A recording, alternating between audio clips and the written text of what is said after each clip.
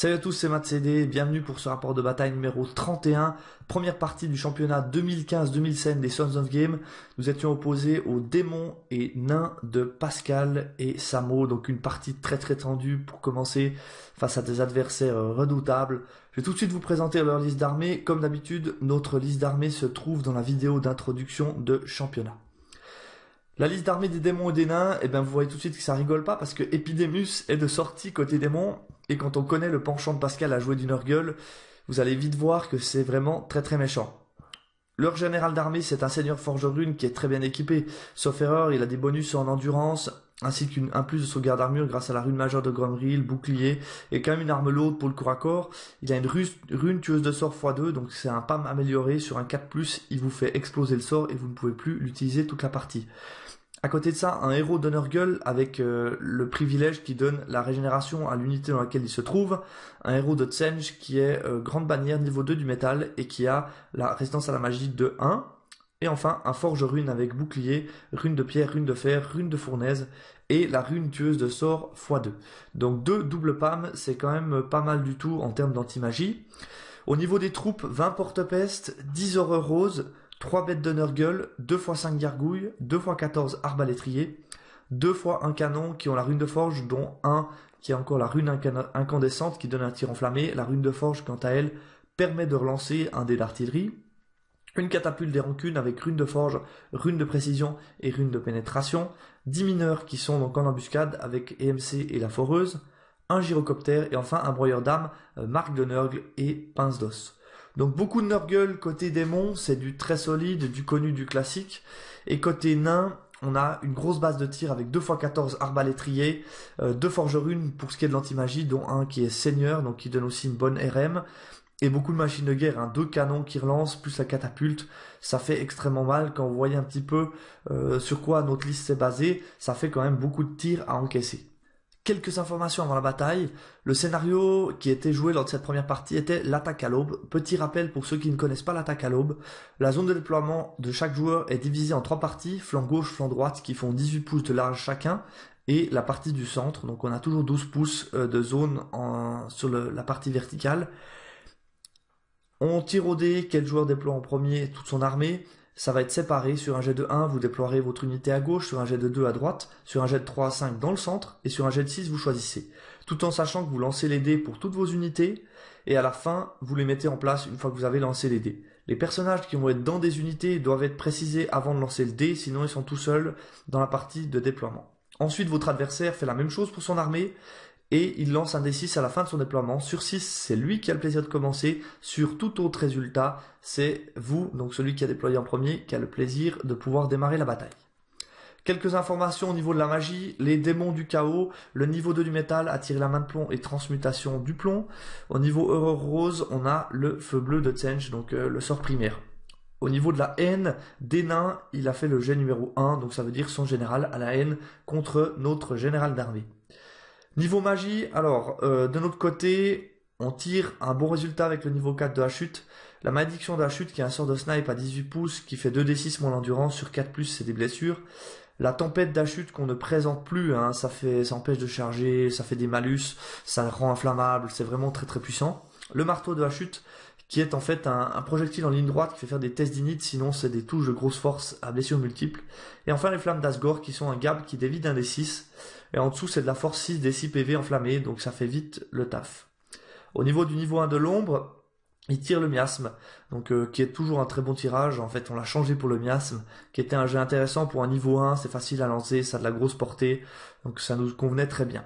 Dernière information, mon arme de sombre forge de mon prophète sorcier a tiré le jet numéro 6, qui est intéressant, mais qui peut permettre aussi de faire ce qu'on appelle un harakiri, c'est-à-dire que vous vous tuez tout seul.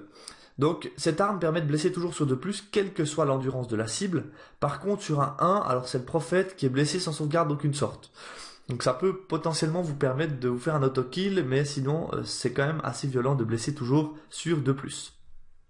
Petite analyse du match-up et des listes. Alors de notre côté, il y a 2 options claires. Soit on va aller chercher Epidemus et prendre ce qu'on peut, donc ça sera vraisemblablement le pack de porte-peste, etc., qui va contenir Epidemus, et essayer de tuer le Nurgle. Ou alors, si possible, prendre tout ce qu'il y a autour et rediriger le plus possible les unités de Nurgle. Par contre, il faut quand même noter que le déploiement va complètement conditionner la bataille, c'est-à-dire que si on est forcé de déployer en premier, on va pouvoir très très peu s'adapter, voire pas du tout, au déploiement adverse, et même en deuxième, parce que les zones sont définies, donc vous avez une capacité d'adaptation qui est quand même fortement limitée. Donc on va peut-être pas pouvoir choisir comment orienter les match-ups et les corps à corps. C'est clair que pour nous, l'idéal, c'est de rediriger le pack, je pense, imprenable d'Epidemus. Par contre, ce qui est autour, on peut très bien les chercher avec beaucoup d'unités. Après, on va voir si on a le choix ou pas de le faire en fonction du déploiement. Vu l'artillerie présente en face, le but pour nous et nos avatars notamment, c'est de sortir un peu tout en même temps à un moment décisif pour tout engager au corps à corps directement après. Faut qu'on essuie le moins de tirs possible, donc si on arrive à jouer à couvert, on va essayer de jouer à couvert jusqu'au corps à corps, et si par hasard on doit se découvrir, il va falloir tout découvrir en même temps pour offrir qu'une seule cible, et on est entre guillemets préparé à perdre un de nos deux avatars. Par contre, il faudrait quand même qu'un des deux autres puisse arriver au corps à corps et commence à délivrer quelques pains bien sentis. Notre direction nombreuse doit nous permettre de choisir des corps à corps, mais attention, car l'adversaire a aussi 3 directeurs volants de grande qualité, donc 2 fois les gargouilles et 1 fois un gyrocoptère, donc ça peut leur permettre de gagner du temps et de vraiment maximiser la puissance de leur phase de tir. Le terrain, donc on a joué sur une table que j'ai à domicile, donc une table surélevée. Vous avez tout à gauche, en haut, une première colline, au fond à droite une deuxième colline, en haut à droite c'était une ruine, donc tout au fond en face de l'image c'est une ruine avec 4 petits pylônes gris. Dans le centre de la bataille, toujours côté gauche, c'est un décor infranchissable, sur le côté droit en bas c'est une maison, et enfin plein centre une forêt. Voilà ce que donne le terrain dans le schéma, donc un infrant plein centre en haut. Par contre sur le côté droit j'ai mis un caillou, mais c'était une ruine, donc on peut quand même passer à travers. Attention à pas vous laisser avoir par mon schéma. Côté déploiement, c'est nous qui déployons en premier, donc je vais peut-être vous expliquer un petit peu comment ça s'est passé. Nous roulons des dés pour tout séparer. Donc on a tiré côté gauche avec un char, 5 Ungor et le Dombul. Donc on met le Dombul derrière la maison pour essayer de le cacher un petit peu de tout ce qui est canon.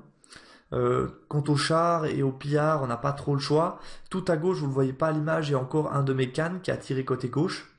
On tire le centre avec la majorité de nos unités. On a décidé de les placer comme ça, donc faut bien vous dire qu'au moment de notre déploiement à nous, il n'y a absolument rien en face. Donc on fait un petit peu comme on pense, mais c'est vrai qu'on ne sait pas du tout comment est-ce qu'on peut s'adapter à l'adversaire, donc là on n'a aucun choix. On met juste à côté de la maison 5 chiens, avec à côté les 3 centaures taureaux, juste derrière 5 harpies, et à droite vous avez de nouveau une série de pillards Ungor. Un char du chaos plein centre, juste à droite mes gardes infernaux. À côté de ça, vous avez les 5 chiens, derrière vous voyez le chaman qui est tout seul. Derrière la colline qui était pour nous la priorité, donc là on a tiré, je crois qu'on tire centre avec les deux. Et on décide de mettre autant bien le Beltorus que les Minotaures derrière la colline, tout en sachant qu'on va probablement commencer, mais si par hasard nos adversaires font un 6, on peut pas se permettre de tout de suite être, je dirais, déstabilisé avec le tir. Donc là, le Beltorus peut être visé, mais devant il y a des lignes de Minotaures qui sont capables d'arrêter le boulet de canon. Le démon d'acier, j'arrive à le cacher un petit peu derrière la colline, et tout à droite, on a encore un char. Donc voilà pour notre déploiement. Du côté de nos adversaires, je vais vous le montrer peut-être sur le schéma, ça sera plus facile. Donc eux, ils sont adaptés de la manière suivante. Ils ont tiré leur gauche avec porte-peste, arbalétrier. Ils ont tiré centre avec gargouille, broyeur d'âme et une ou l'autre machine de guerre, je crois, la catapulte et un canon. Et le côté droite avec général dans les arbalétriers, les horreurs roses avec la GB de Tsench, les bêtes de Nurgle, un gyrocoptère, un canonnat. Donc voilà, eux aussi étaient passablement déséquilibrés. Ce qui est à l'avantage pour eux, c'est que le côté où on a mis moins de troupes puissantes, je dirais, et en tout cas un peu moins rapides, eux ont pu mettre pas mal de choses, parce que vous voyez que chez nous c'est vraiment divisé par la maison, donc on devait choisir ce qui était centre, on n'avait pas trop le choix, hein. On a essayé de cacher ce qu'on pouvait de la maison, mais c'est vrai qu'on n'a pas trop le choix de déployer de la manière suivante, parce qu'on a vraiment tiré centre avec pas mal de choses, et on est obligé de passer à droite de la maison, sauf avec le Dombul qui a le vol. Donc voilà, tout se retrouve assez globalement serré dans le centre, et eux du coup avec leur flanc défensif se retrouvent complètement cachés, et vous voyez que ça va nous faire perdre énormément de temps si on veut commencer à contourner et partir sur le côté gauche. Donc de leur côté, sur le côté gauche, il y a un canonnat, un gyrocoptère, des horreurs roses qui contiennent la GB, les arbas avec le général, des bêtes de Nurgle, des gargouilles, les deux autres machines de guerre, donc la catapulte, des rancunes et le deuxième canonnat. Plein centre, vous avez le broyeur d'âme. Leur idée en le mettant là, c'était si on commence à pousser sur la gauche, ils peuvent venir avec le broyeur d'âme. Si par contre c'est sur la droite que ça pousse plus, le broyeur d'âme va pouvoir contourner l'infranchissable et venir amener un soutien aux porte-peste. Les gargouilles restent derrière le déco infranchissable. Et enfin, du côté droit, vous avez les porte-peste avec au premier rang Epidemus. Juste derrière, qui est un petit socle et pas un grand, c'était un héros de Nurgle avec le privilège majeur de fécondité, donc il donne la régène à toute l'unité. Et enfin, tout à droite, des arbalétriers avec un forgerude. Alors, qu'est-ce qu'on voit au déploiement? Chez nous, il y a un côté droite fort. On va pas vraiment avoir le choix. Vous avez vu ce que je vous ai parlé en introduction. Donc, nous, on va essayer de pousser très très fort sur le côté droite pour aller prendre le côté Epidemus. Parce qu'il est quand même relativement isolé. Hein. Vous voyez que nous, on a quand même beaucoup d'unités. On a le démon d'acier des Minotaures, le prophète de la chute et les gardes infernaux. Donc, c'est un net surnombre. Plus de chars qui amènent un soutien contre potentiellement porte-peste, broyeur d'âme et arbalétriers qui vont être en retrait. Donc ça devrait vraiment nous permettre d'arriver avec un net surnombre sur ces deux unités-là et prendre vraiment ce côté-là. Le côté gauche, on va perdre beaucoup trop de temps de commencer à rediriger et les porte-pestes vont vraiment nous gêner parce qu'elles vont être dans notre dos tout du long, donc on ne peut pas se permettre de vraiment partir sur le côté gauche. On joue pour commencer, heureusement ils font pas de 6, c'est nous qui startons.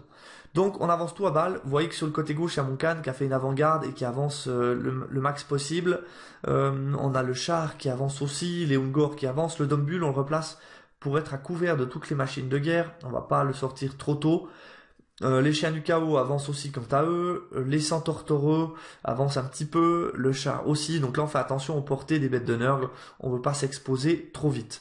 Côté droite, les minotaures, le tank avance vraiment au maximum, les gardes infernaux aussi, on avance aussi relativement vite avec les chiens du chaos dans le centre et on vient replacer nos harpies à couvert. Sur le côté droite, je viens mettre aussi mon général à couvert. Donc l'idée c'est que là sur la première phase de tir, ils n'ont pas grand chose à viser. Ils ont les minotaures et mon démon d'acier, mais le reste est à couvert. Nos deux avatars sont pour l'instant safe. On pense les sortir plutôt dans une deuxième phase. Et tout à droite, vous voyez que le char se replace un petit peu à côté de mon prophète sorcier. Phase de magie. Nous avons 3 dés contre 2, donc petite phase. On lance une malédiction de la chute sur le forge rune, et là il lance tout de suite son PAM tueuse de sort, mais il ne casse pas le sort. Donc l'idée pour eux c'est qu'ils n'arrivent pas à le dissiper à 3 dés contre 2. Par contre, il sait que si je le passe et que je tue le forge rune, bah, le PAM sera de façon mort. Donc il se dit tant qu'à faire, il l'utilise, et peut-être qu'il peut se débarrasser d'un sort qui est quand même gênant. Au niveau du tir, on fait rien de spécial parce qu'on démon d'acier à avancer à pleine puissance. Donc voilà, pas de tir pour nous à ce tour-là. On commence avec le tour 1 des démons. Donc les démons se replacent légèrement. Vous voyez que les arbas sont un petit peu retournés, les porte-pestes avancent pas trop pour l'instant. Ils viennent tout de suite placer une redirection avec les volants, donc une unité de gargouille qui vient rediriger en même temps le démon d'acier et les minotaures. L'idée pour eux c'est de gagner un petit peu de temps, le temps de mettre en place le broyeur d'âme. Vous voyez que le broyeur d'âme a commencé le contournement du décor infranchissable. Donc là il vient se mettre à côté des porte-pestes. On s'attendait à ça, mais on remarque qu'on a quand même un net surnombre de troupes entre les gardes infernaux, les minotaures, le démon d'acier et le prophète sorcier de la chute, qui a quand même des attaques enflammées, donc ça fera sauter les régènes. Donc on est assez confiant de ce côté-là. Dans le centre de la bataille, les gargouilles sont replacées aussi légèrement. Et du côté gauche, le gyrocoptère vient en fait empêcher mon canne parce que je pourrais charger dès le tour prochain dans la machine de guerre. Donc il vient se mettre juste devant avec le gyro. L'idée c'est de m'empêcher de pouvoir tenter une charge dès mon deuxième tour et prendre tout de suite un canon. Au niveau de la magie du tir, alors il lance une main de plomb améliorée sur les centaures taureux et on voit tout de suite que ça va être très compliqué pour nous à dissiper. Donc là on le PAM, il lance derrière un primaire de Tsench qu'on dissipe. Donc là l'idée en utilisant le PAM tout de suite c'est que leur magie ne nous fait pas forcément peur, mais par contre il faut que nos unités soient le plus intactes possible avant les corps à corps, ce qui est un petit peu toujours le cas dans les scénarios d'attaque-défense. Vous devez avoir des unités qui arrivent vraiment à pleine puissance pour taper de l'impact. Si vous prenez trop de pertes au tir, alors là ça va vite être extrêmement compliqué. Au niveau de la phase de tir, on prend 3 PV sur le char de gauche, ça nous embête un tout petit peu parce qu'il y avait la charge sur le gyrocoptère. Du côté droite, on prend aussi un PV sur le char. Au niveau des canons, alors il décide de tirer sur la grande bannière de mon collègue. Le premier fait rien du tout. Et le deuxième tire sur la grande bannière. Mon coéquipier fait un 1 sur la tension messire.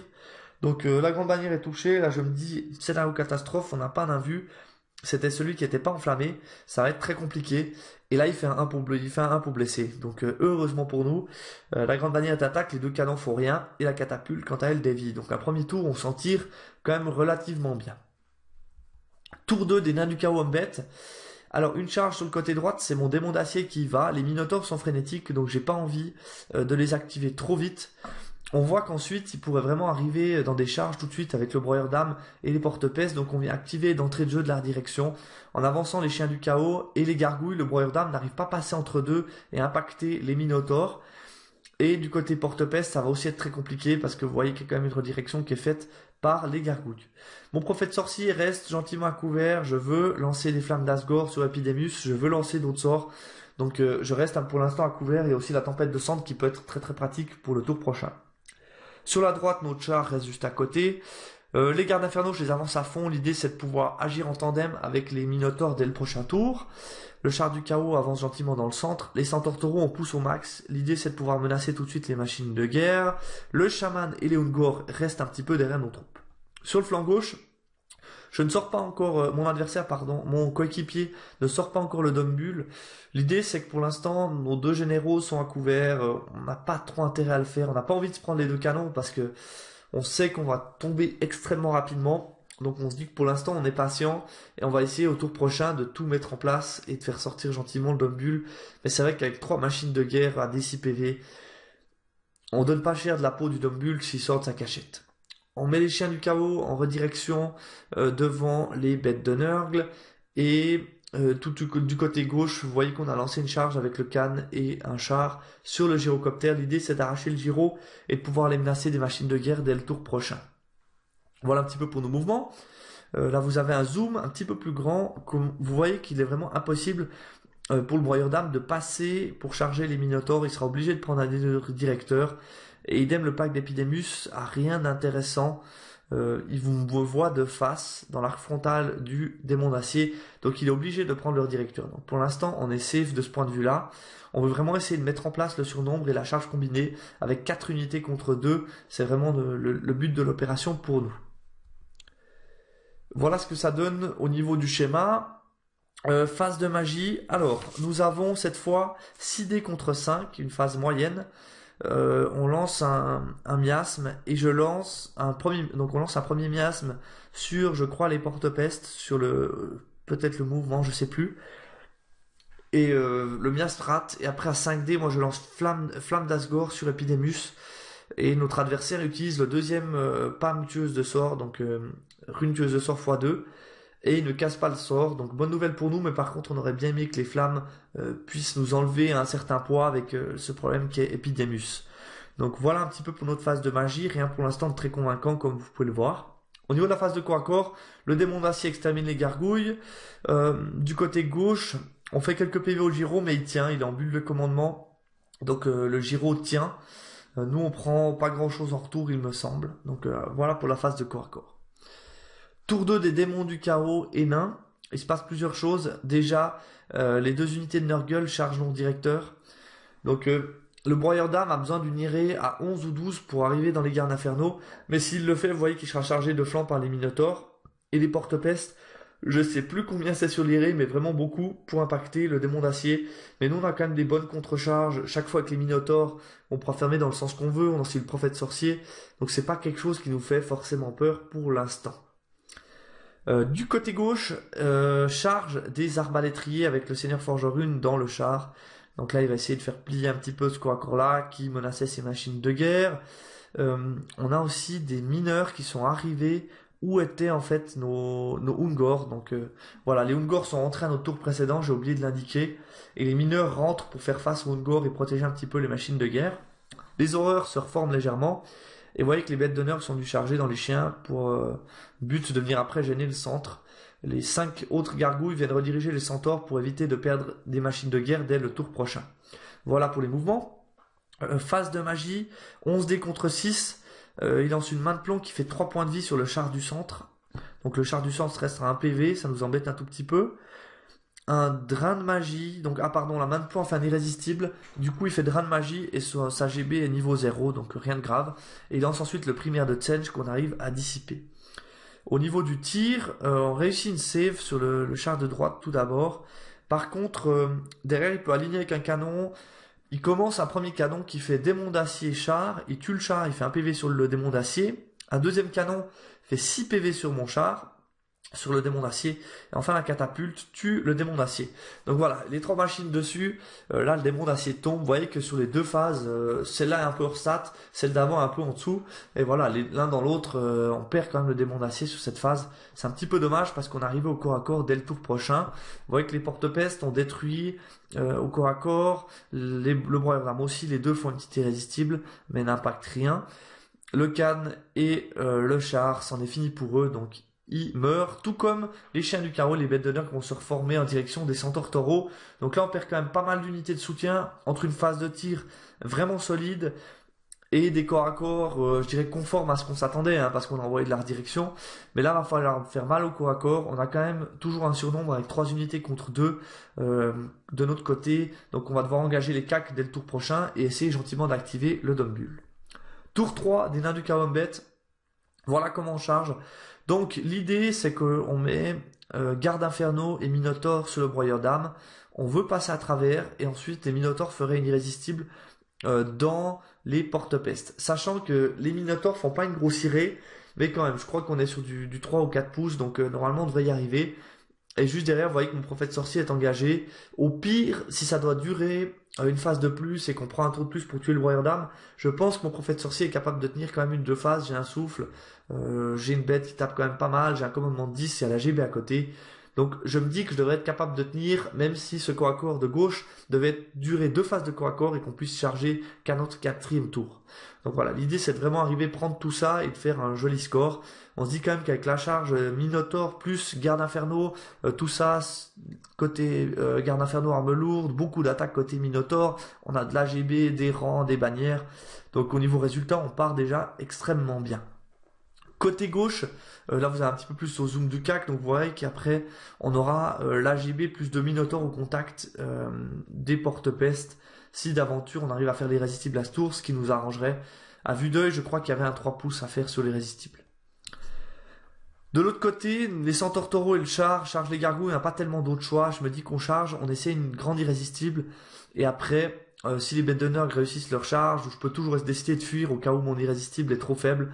Mais dans tous les cas, ça me laissera quand même certaines options. Me retourner, c'est trop chaud parce que les bêtes de nerfs m'envoient beaucoup trop d'attaques, donc je tiendrai pas. Je suis hors bulle. On arrive malheureusement pas à rediriger à ce tour avec tout ce qui est Ungor. Donc on reste un petit peu comme ça. Le Dumbbull reste caché. Là, on aurait peut-être eu l'occasion de le sortir.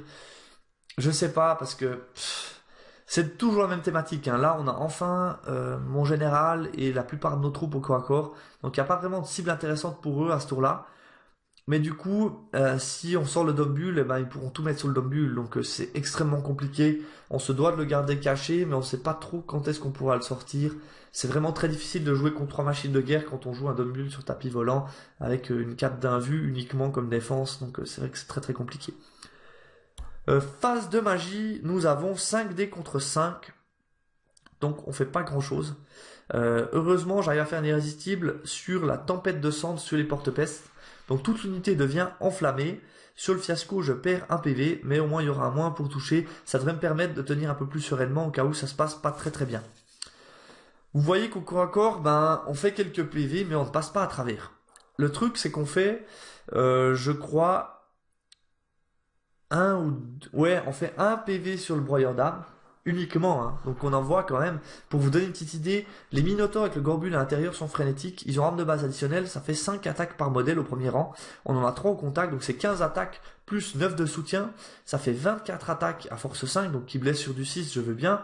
Mais quand même, et côté Garde Inferno, on fait aussi beaucoup de pain à force 6. Alors ils n'ont pas encore le bonus du plus 1 d'endurance, mais ils ont déjà des bonus assez intéressants avec tous les PV qu'ils ont pris sur nos directeurs.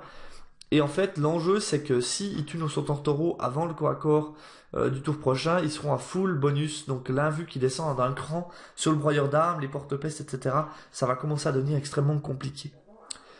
À noter que pour eux, pour l'instant, je vais pas dire de bêtises, je vais reprendre mes notes, mais en fait, à leur tour 2, il a fait 10 sur les vents de magie, 11 au total, ce qui donne en fait une invue à 4. Donc à son tour 1, il avait déjà fait un 10, donc là il ressort un deuxième 10 sur les dés.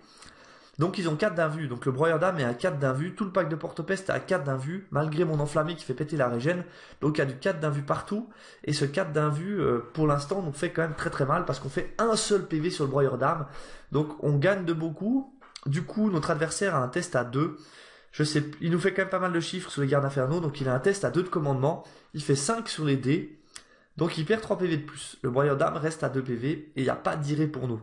Donc là, ça fait extrêmement mal. On passait vraiment penser à travers un test à 2. C'est quand même, malgré qu'on fait qu'un seul PV, vous voyez que le résultat passif était vraiment en notre faveur. Donc j'ai pas dit de bêtises en disant ça. On devait vraiment passer à travers. Le fait qu'il y ait eu les vents de magie à 10 nous a compliqué la tâche, ça c'est clair. Pascal roule de bonne save aussi. Mais quand même, on devait normalement passer à travers. Donc là, c'est pas dramatique en soi parce qu'on a encore une phase pour le tuer pour un autre tour d'après pouvoir charger. Donc c'est pas dramatique en soi, mais ça nous embête un tout petit peu dans le déroulement des événements. Côté Beltorus, je fais quelques PV, mais je dois tester. Je teste à 8 relançables et je réussis mon test. Je crois que je suis en défi contre le champion. Je fais un petit peu de chiffres, mais je suis limité par le carnage.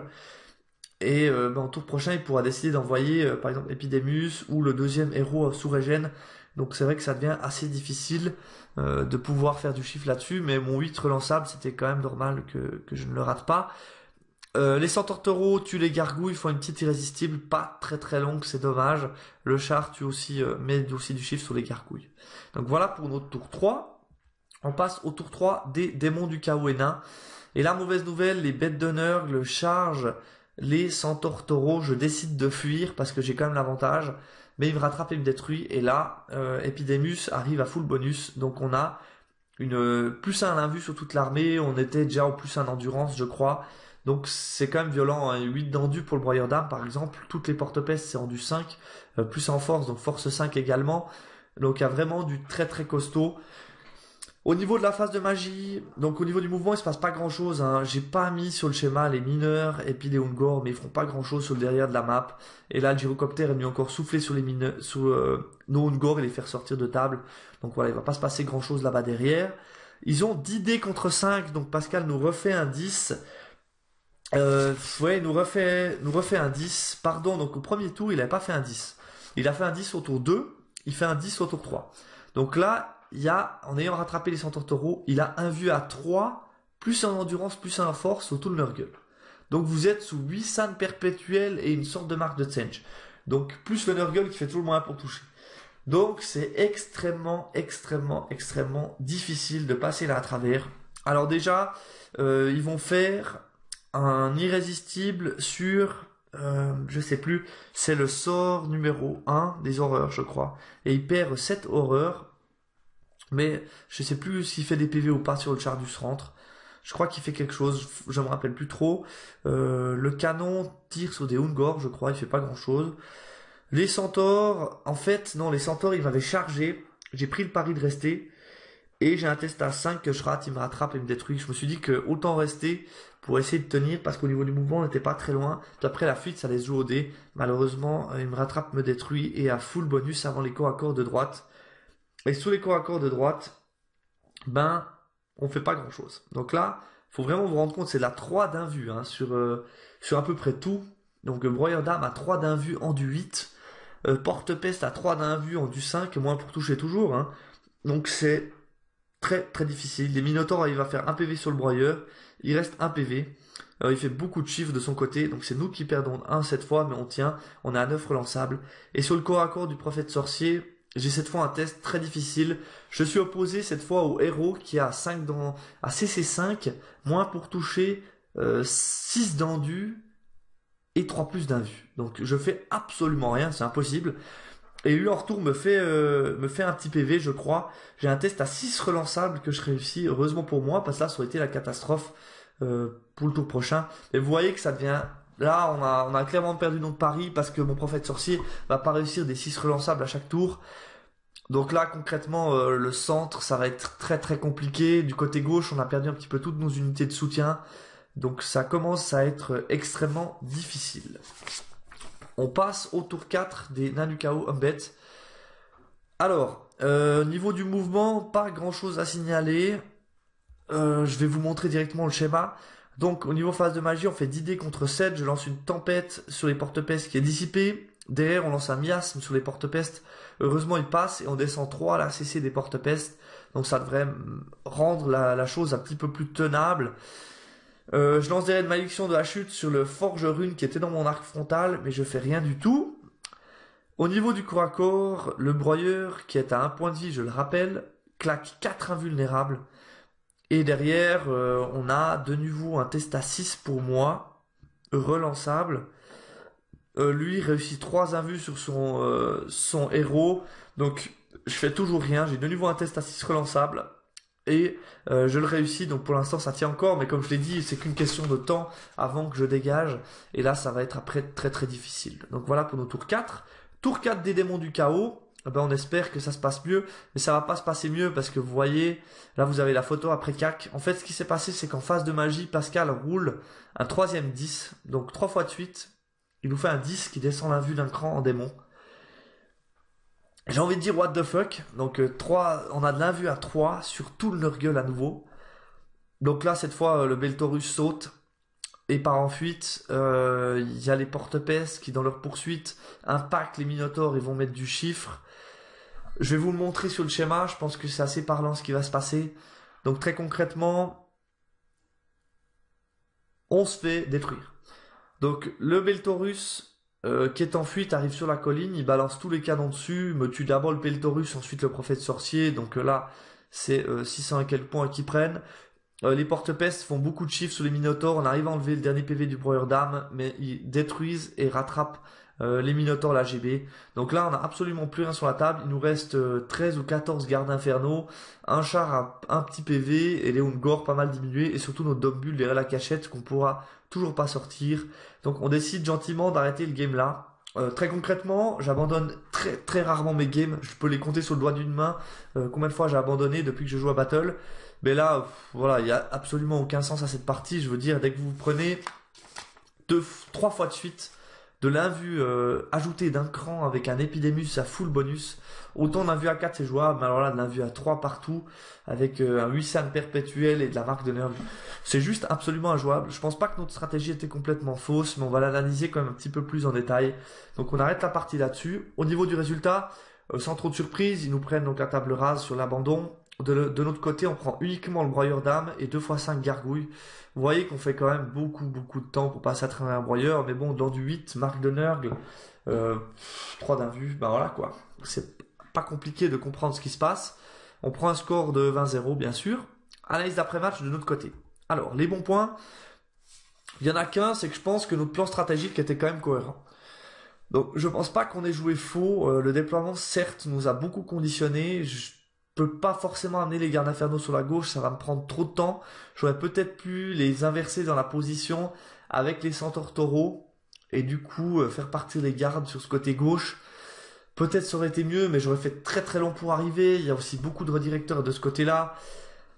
Donc je pense pas que stratégiquement on ait fait beaucoup d'erreurs. Honnêtement, on doit passer à travers le broyeur d'âme. Le fait qu'ils réussissent ce test à 2 conditionne quand même beaucoup la partie, hein, malgré les invus et tout ça. Si on arrive avec les Minotaures, plus les gardes après dans les porte-pestes et qu'il y a le prophète sorcier de face, c'est quand même pas du tout la même musique. Malgré tous les bonus que vous voulez, ça change quand même passablement la donne.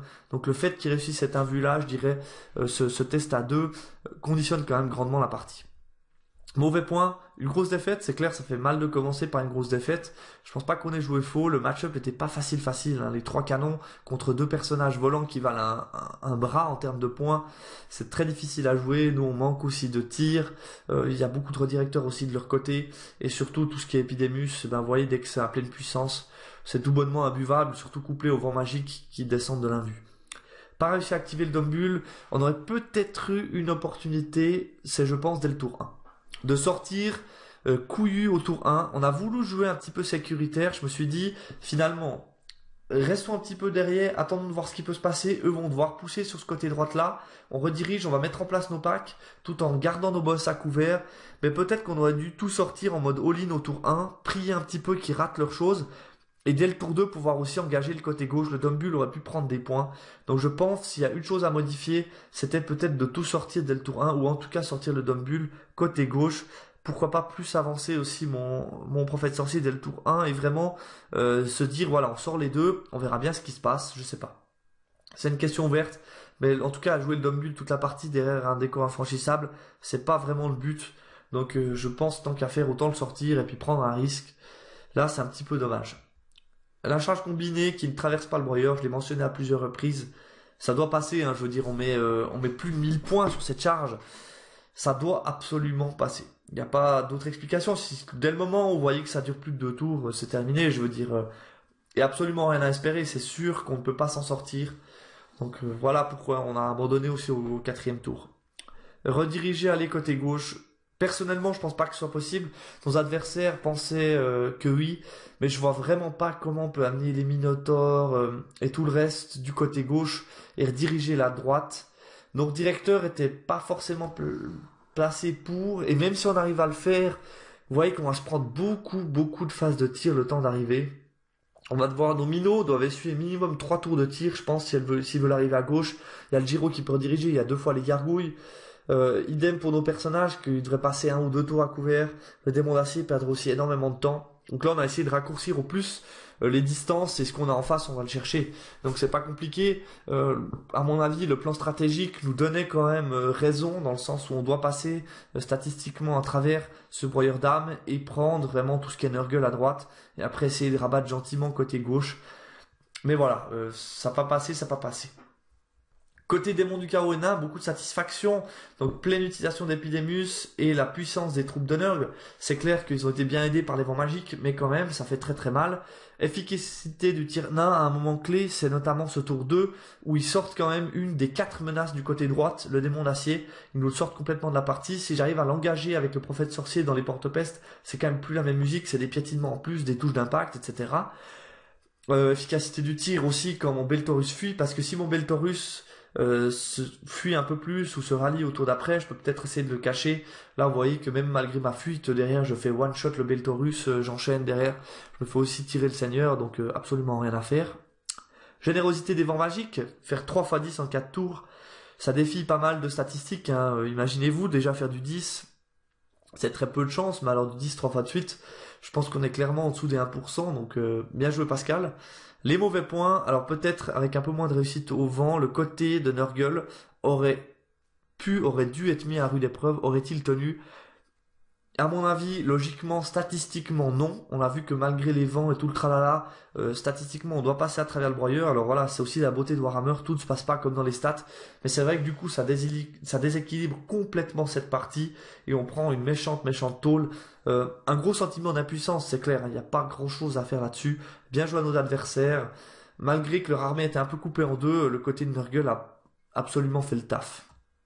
Et faut dire que le côté nain, simplement a pris un petit peu ce qui restait, hein, a pris les miettes au tir. Les troupes démons se trouvaient quand même un petit peu seules au corps à corps, heureusement sans conséquence. Donc les bonus, un peu de réussite au commandement, des bonnes saves, et vous voyez que ça a tenu, mais c'est vrai que ça aurait pu être très compliqué de se retrouver en sous-nombre comme ils l'ont été. C'est tout pour cette première partie, donc on commence très mal ce championnat. Le championnat de l'année passée, on avait fait un assez bon championnat, solide, peu de gros scores, et on avait fini par une belle 3e place. Et là, du coup, c'est plus compliqué, on commence très mal avec un 0-20. Alors voilà, on va pas s'arrêter là-dessus, mais je veux dire que sur le papier, je pense déjà que c'est un match difficile, hein. Tout le côté Nurgle pour ce qui est corps à corps, et les nains, donc 3 machines de guerre, 2 tueuses de sorts pour neutraliser la magie, donc une liste quand même extrêmement solide de leur côté. Ça fait très mal, hein. Je veux dire, là, ça c'est pas pour rien que c'est des choix qui sont difficiles, qui sont notamment cotés en ETC, c'est parce que c'est quand même extrêmement puissant. Donc voilà, bien joué à nos adversaires pour cette partie. Pour nous, on va essayer de rebondir prochainement, on rejoue très prochainement, samedi prochain. Nous disputons notre 2e partie de championnat contre une autre alliance. J'espère qu'il y a moins de machines de guerre et pas de Nurgle, je crois que c'est le cas. Donc c'est déjà une bonne chose, on va essayer d'un petit peu peut-être mieux jouer, de pouvoir en tout cas activer le Dumbull et prendre un peu plus de plaisir dans cette partie. Merci d'avoir suivi ce rapport de bataille malgré le fait qu'il soit à sens unique. Je pense que ça vous a donné un bon aperçu pour ceux qui ne connaissent pas Nurgle et Epidemus, c'est extrêmement violent. Merci d'avoir suivi ce rapport de bataille et je vous donne rendez-vous à très bientôt. Je vais enchaîner avec, j'ai 2 tournois en fait en attente, donc un tournoi à 3 parties en simple avec mes nains du chaos, comme je vous en avais parlé, avec 2 grosses unités de Centaure Taureau. et le LFG Battle que j'ai disputé en double avec mon cher ami Pascal et ses démons. Donc voilà, mon adversaire dans cette partie-là. J'ai joué avec lui en duo. On a joué Ogre et démon. Donc pour le LFG Battle, 5 parties.